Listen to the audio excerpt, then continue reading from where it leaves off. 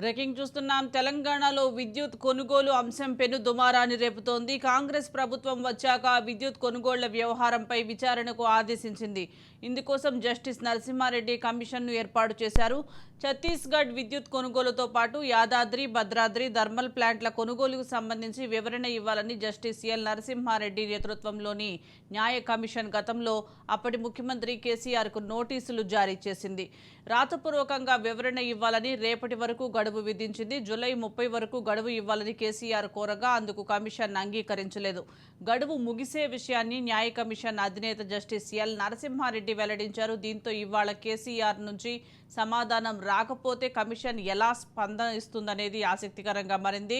Commission మరో లేఖ రాసి మరో డెడ్లైన్ పెడుతుందా, లేక నిర్ణీత గడువులోగా సమాధానం రాకపోవడానికి కారణం చూపుతూ సమన్లు జారీ చేస్తుందా, నిబంధనలకు విరుద్ధంగా కమిషన్ చర్యలు తీసుకుంటుందా?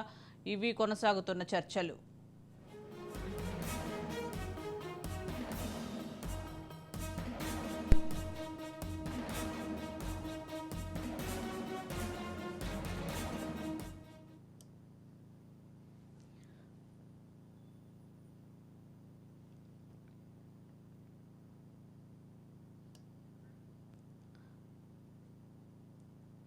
గత 2 రోజులుగా బీఆర్ఎస్ హయాంలో పనిచేసిన కొందరు అధికారులను విచారణకు పిలిచి పలు కీలక అంశాలపై ప్రశ్నించారు. నిన్న మాజీ సీఎం డి ప్రభాకర్ రావును విచారించిన జస్టిస్ నరసింహారెడ్డి నేడు మాజీ సీఎం కేసీఆర్ కూడా నోటీసులు పంపడం గమనార్హం. దీనికి సంబంధించి మోర్ అప్డేట్స్ మా ప్రతినిధి మహేందర్ అందిస్తారు. మహేందర్.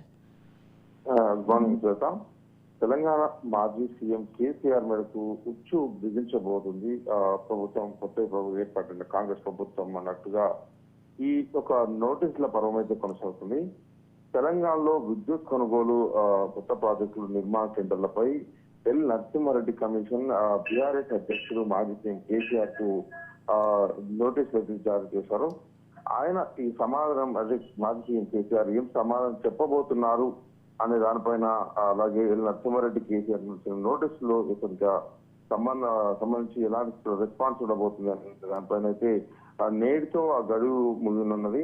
మరి ఈ నేపథ్యంలో కేసీఆర్ ఏ నిర్ణయం తీసుకోబోతున్నారు అనేది కూడా ఇప్పుడు తెలంగాణ రాష్ట్ర వ్యాప్తంగా చర్చనీయాంశంగా మారింది.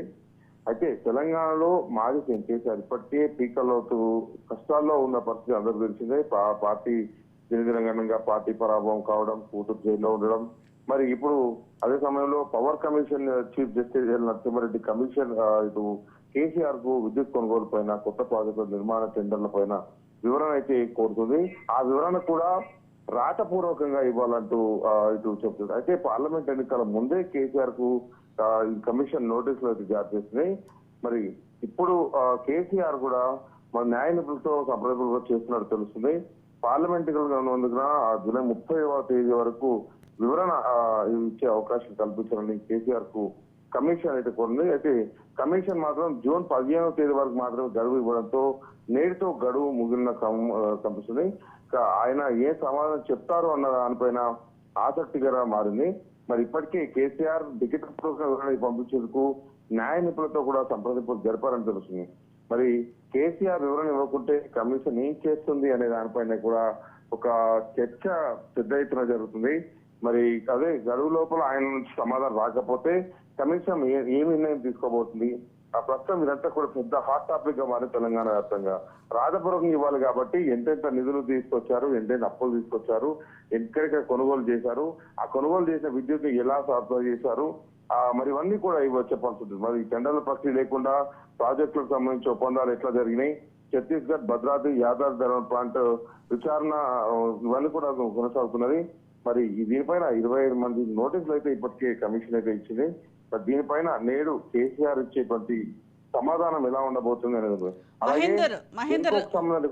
ఈ రోజు వరకు డెడ్ లైన్ పెట్టారు. మరి కేసీఆర్ రెస్పాండ్ అవ్వకపోతే నెక్స్ట్ మళ్ళీ కమిషన్ ఏమన్నా సమన్లు ఇచ్చే అవకాశం ఉందంటారా? ఎలా ఉండబోతుంది అంటారు దీనికి సంబంధించి?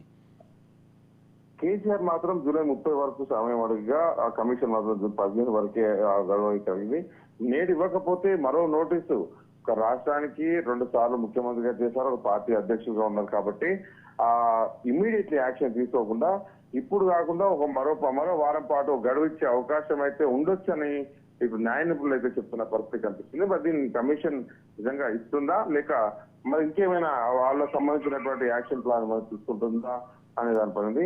ఇక కేసీఆర్ ఒకరు వివరించుకుంటే మరి మరోసారి సమన్లు జారీ చేసే అవకాశం అయితే ఉన్నదా అనేటట్టు ఒక వైఖరి అయితే వినిపిస్తున్నది. మరి ఇవంతా కూడా టెండర్ల ప్రక్రియ కావచ్చు ఇవన్నిటిపైన అయితే కేసీఆర్ ఇవ్వడానికి ఖచ్చితంగా సమన్వయం అయితే కోరుకుంటున్నాడు. మరి జెన్కోకు సంబంధం లేకుండా గత ప్రభుత్వం కీలక నిర్ణయాలు కూడా తీసుకోవడం మరి ఇవన్నీ కూడా ఒక ఉచ్చు బిగుస్తుందని చెప్పొచ్చు. Right, thank you Mahender.